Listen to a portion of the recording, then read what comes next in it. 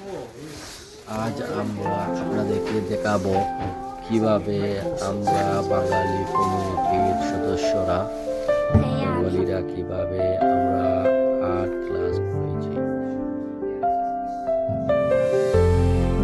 এইটার মাধ্যমে আমরা আমাদের দেশের সংস্কৃতি তুলে ধরেছি। আমাদের দেশের জাতীয় মাছ ইলিশ, আমাদের দেশের জাতীয় জেলেদের নৌকা সাম্পান এবং বাংলাদেশের জাতীয় পতাকা আমরা আর্ট করে বিদেশের মাটিতে আমরা